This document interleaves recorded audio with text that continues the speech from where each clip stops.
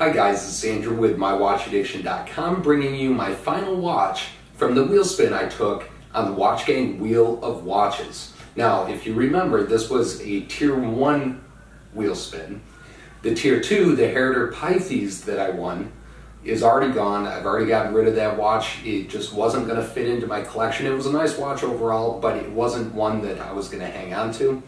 And finally, 2 days ago, you saw me review my Vostok N1 Rocket, which I'm wearing today, and absolutely loving. This thing is a beast and extremely, extremely comfortable.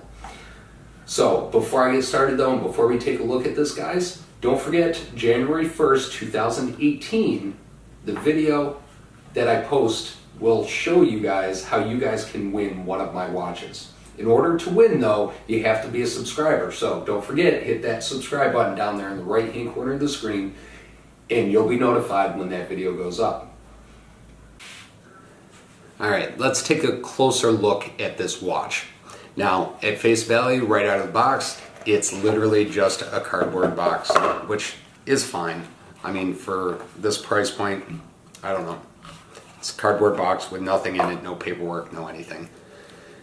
Pillow, and then the Oniss Paris Meca stainless steel band. So if we take a look at this watch, give you a walk around it, very, very, very small crown on this watch. The watch overall is extremely, extremely thin. Stainless steel band, if you notice, I haven't even taken the plastic off just because I can't bring myself to do it. Push button release clasp. It's not a double locking, if you notice. It's just push button to release. It does have one micro adjustment in the buckle. On the face of this watch, you'll see it has the day of the week indicator at the 9 o'clock position, the date of the month indicator at the 3 o'clock position, and then that rotating second hand in the hour and the minute hand. I'll be curious to see with the pictures after this video if the kind of layered numbers or indices on this watch have any kind of lume on them. I'm going to be curious to see if this watch glows at all. So stick around and see if you can see that with me.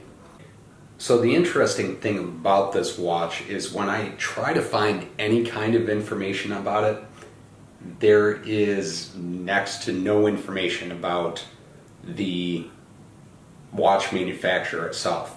I was able to find an old Facebook page for the watch company itself.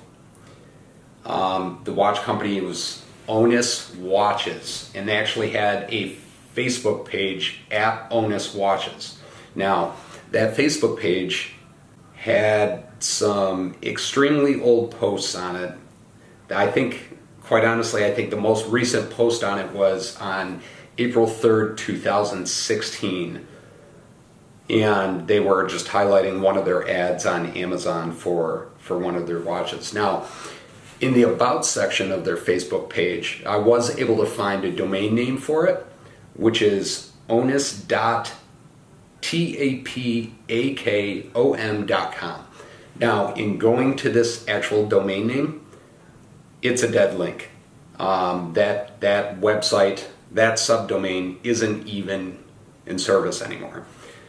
If you take the subdomain off, take the Oniss off, and just go straight to the domain name, tapacom.com, I can't even read. I don't even know what language this website's in.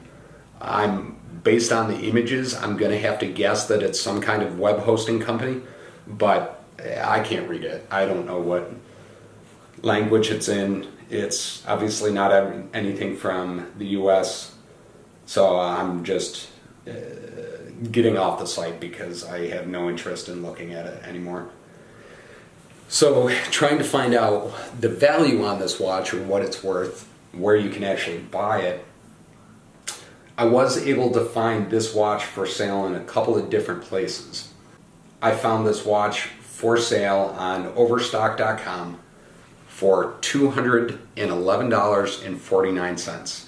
Overstock.com has this exact model, which they call the Oniss Men's All Stainless Steel Sporty Design Watch Silvertone Black and Red Dial. If we jump over to Amazon, Amazon is actually selling this watch as well. They are selling it for $149. Finally, if we jump over to eBay, you can find this watch on eBay ranging anywhere in price from $200 all the way down to $30.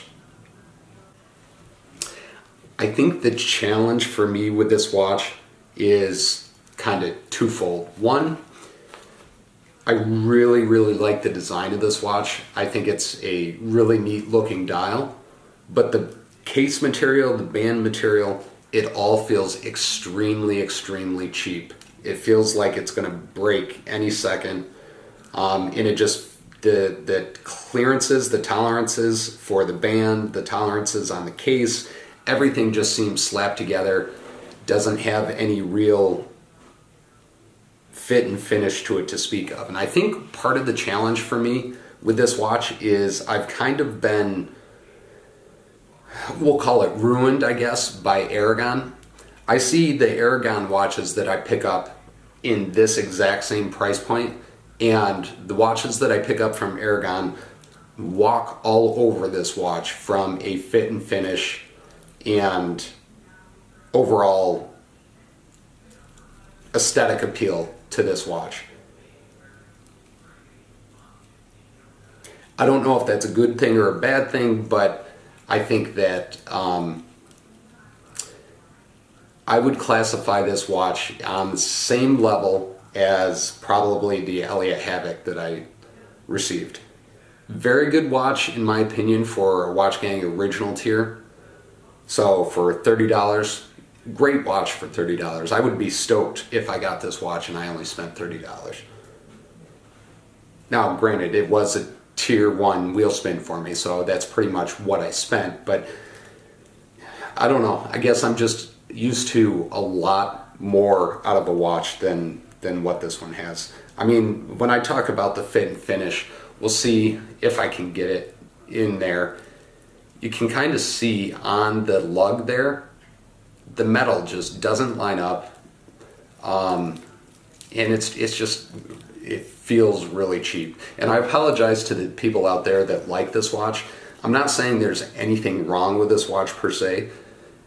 I'm just saying this is not a watch that I'm a fan of. Alright guys, so that was the Oniss Paris Meca that I received from my wheel spin on the WatchGang Wheel of Watches. Overall, I really like the look of this watch. I think the dial and the design of this watch is really neat. But the overall fit and functionality of this watch, it just feels really cheap. And the fact that I can't find a whole lot of information about it makes me kind of nervous. But it is a really good looking fashion watch. I will probably even wear it once or twice before I pass it on, but it's definitely not a watch that I would spend more than $30 on.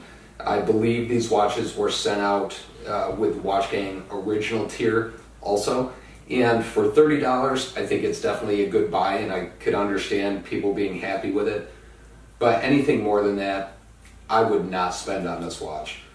Again, the metal feels really cheap.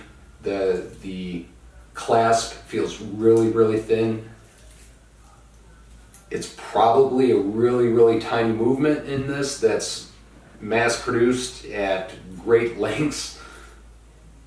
But the problem is, this is why I'm struggling with this watch so much, is because I love the dial on this watch. I love how this watch looks, but I just wish the manufacturing and the materials that they used on this watch were better. If they had used better materials on this watch, I would have worn this watch every day. If you took this same watch, took this dial, took this case design, took the band and put an automatic in it, maybe swap out the band with a heavier band, a band that was a little bit nicer and didn't feel so cheap, I would absolutely spend money on this. I love this friggin' dial design. but it just feels so cheap, and it feels like if I drop it, it's going to shatter into 1,000 pieces, which I know is probably not the case, but it just gives me that impression. I have no long-term goals for this watch. I don't even know if I would be comfortable trading this watch. But again, I'm really torn because I love the dial design. I wish some of the better watch manufacturers, some of the manufacturers out there that make really nice watches, could take some of the design cues from some of these fashion watches that I'm seeing, that I think the designs blow away what nice watch companies are coming up with. Anyway, guys, that's enough of me rambling. I thank you guys for watching. If you stick around, I'll post up some pictures, close-up pictures of this watch so you can see it in a little bit more detail. Don't forget to like, subscribe, comment if you have any questions. What are your thoughts on this watch after seeing it? What are your thoughts on my opinion of this watch? I know some people really like them, some people really hate them.